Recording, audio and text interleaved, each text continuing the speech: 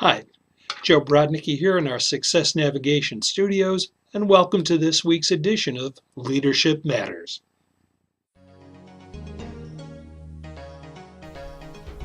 We're continuing our look at claiming your leadership. Today we'll look at 2 of 5 different ways of leading. For years, leadership books have bemoaned a lack of leadership. If you want to step up and lead, you need to know what you are trying to accomplish and how to do it. Leading is never a one-size-fits-all approach. During World War II, Dwight Eisenhower did not lead anyone into combat, yet he was the commander-in-chief of the forces in Europe. He managed conflicting egos and agendas that allowed other generals to get the results that the politicians wanted. He helped create the conditions for collaboration.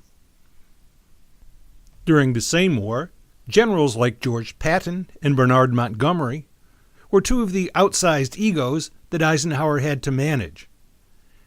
Patton and Montgomery, like many other generals and officers, provided managerial leadership to set the course of action that produced results.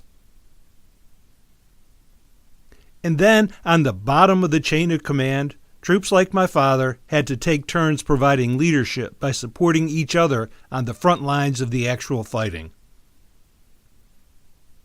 You'll find that leadership, in all of its different facets, is shared in any successful undertaking. There are ways of leading that you can step up to when the time is right.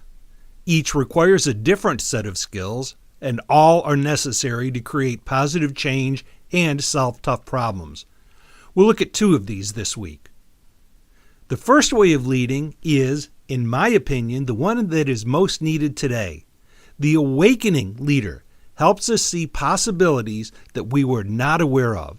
Some awakeners, like Steve Jobs and Elon Musk, have helped us awaken to the needs and wants in the material and technological world. They showed us new futures, and many people are buying in. No pun intended. But we need awakeners to help us identify the possibilities for our own futures as individuals, as families, in organizations, and in communities. We need spiritual leaders, business leaders, thought leaders. The list goes on. We are in volatile, uncertain, complex, and ambiguous times, and it's too easy to give up and succumb to the hopelessness of living a life of just being told who we are and what we can do. We are designed to live lives of meaning and purpose. Awakeners help us to see what those possibilities are. They spark our imaginations, our hearts, and spirits to see that we do not need to be stuck on the treadmill of mere survival. Awakeners help us see the light, to thrive as well-rounded, purposeful, vital individuals and communities. The last leadership role we'll look at is the role of the pioneer. Pioneers are the first to take the journey into the future. They're the ones that blaze the trail and show what can be done. Pioneers range from Yuri Gagarin, the first man who ventured into space, and Valentina Tereshkova. She was not only the first woman in space, but the only woman who has ever taken a solo flight into space. Of course, you see pioneers in marketing. They're the first people to try out a new product or an innovation. After all, someone had to be the first one to eat a mushroom or to try tofu. But pioneers can be more than that on an everyday basis. They can be the first people who embody a new behavior. They can lead by their example. These are the people who live out the change they want to see, and you see them in any walk of life. They become the change they want to see when a manager tries out a new behavior, like actually listening to his or her staff. A parent tries out a new approach in dealing with children. These pioneers don't have to make up the new behavior.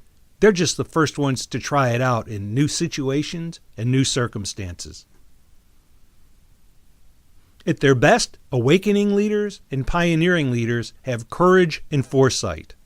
They act with intention, to help themselves and others create more meaning and push the boundaries of life. Next week, we'll look at the other 3 kinds of leadership, but until then, look for opportunities to awaken yourself and others to the possibilities of living and the possibilities of the future. Try out something that you think is valuable, but no one else seems to be doing. You could even try to create spaces where people could discover and be their best.